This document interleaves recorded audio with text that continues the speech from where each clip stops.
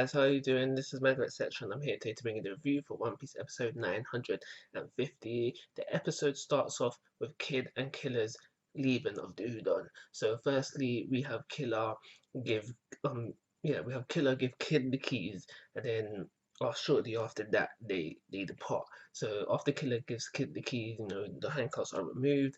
Kid basically goes to say his goodbye to Luffy, obviously not in those words. And it's during this time Luffy asks, what, you're not during the alliance kind of thing. And this is when Kid walks off. He's like, no, I'm not joining the alliance. I'm fed up with alliances. And he basically just goes on a little bit of a tangent about how he doesn't trust people and that how he's going to do his things his own way. And it's really him walking away from Luffy to breaking the gate to walking out of Udon is a part of the episode that I really love, because throughout this bit, throughout his talking, the background music, and the flashbacks of the flashback, well, not really flashbacks, so I shouldn't say flashbacks. It's just when you see the flashing of things that have happened in the past, which is probably his inner thoughts at the time. I really think that these three things add together very well to portray just exactly how he's feeling inside. And all of this is happening while he's gathering parts for his arm, which he uses to break the gate.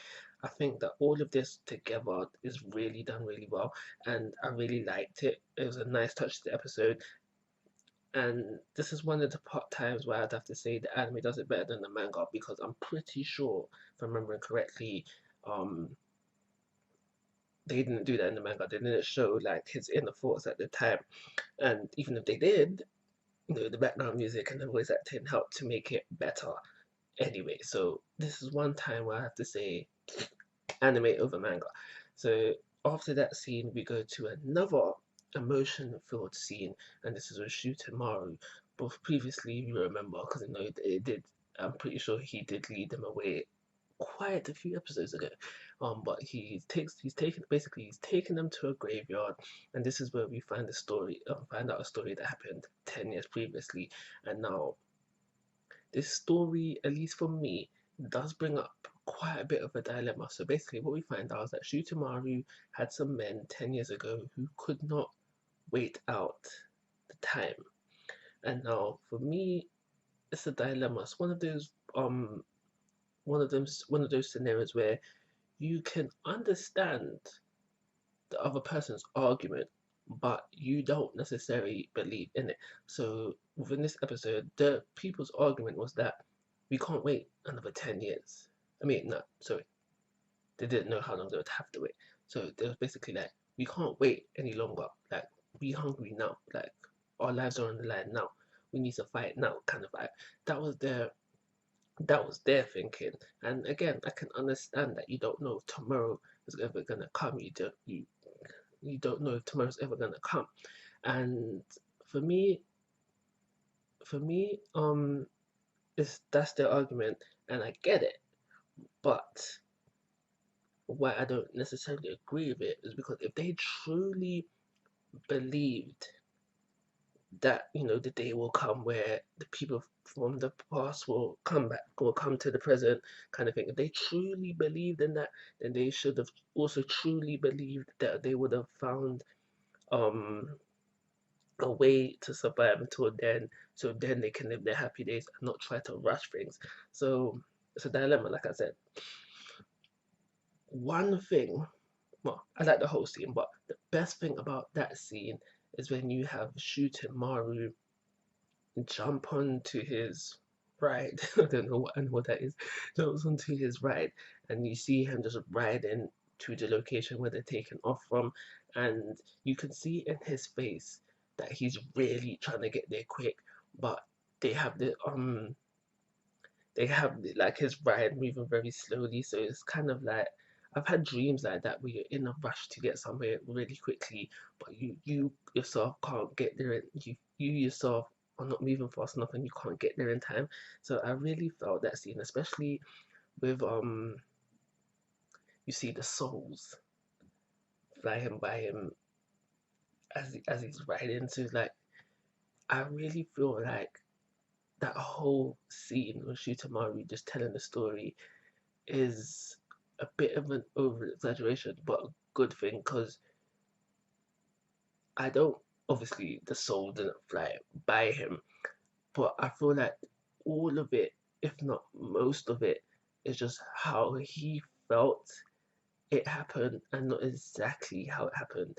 Like, for example, more of a realistic vibe, not realistic vibe, sorry, a realistic look at it would be the bit where he's at the cliffside and you see the waves coming up like that. Maybe the waves wasn't that big, or maybe there was just no waves at all. So that's what I really liked about that whole retelling of that story from Shutamaru, because I really think it was more from how he felt and his mindset more than a realistic on point of view. More of his point of view, and more less of a more of his point of view and more than what actually did happen there. I hope I explained that at least somewhat decently. The last thing to talk about that happened within this episode is we go back to Udon and we find out that the prisoners have found out that Luffy is a pirate, so therefore on an untrusting vibe kind of thing. So Luffy did all that he could do to convince the people, the prisoners of Udon, to join them. They was like, yeah, but finding out he's a pirate, they're a little bit like, they're back on the fence basically. And Luffy can overhear all of this from where he's not hiding, but he's trying to get treated for his illness, and he knows within himself that he can't say no more to convince them any further, and he knows what needs to be done, and that is from this time it was time for basically for Momo to step up to start to fill daddy's shoes. So again, we go into another emotional scene where we have Luffy telling Momo it's time to step up, boy, and he gets him to step up. But when he goes out there at first, he's scared, obviously. So even though he is technically 20 something years old now, he's still with the mindset of a child because he skipped those 20 years. So he has some things to work out through, rightly for so it would have been unrealistic for him to just go out there and step up straight away. So they did the right thing with him pausing for a second, and then stepping up to the plate. So this was a character growth moment for Momo. Obviously, that's good. Character growth is always good. It's just that I'm not really the biggest fan of Momo, so it was like a meh. It's like a meh to me because I'm not a big fan of Momo, especially his little bratty crying all the time kid attitude. When he starts to man up and become Odin's son, then maybe. But that's everything I've got to say about this episode. Like I said, an episode filled with all different types of emotions, and yeah, it's for those reasons. I did think the pacing was a little bit slow on the Momo bit, and that might be just me being just that might just be me simply because I hate I dislike Momo and I wanted that bit of the episode to speed up.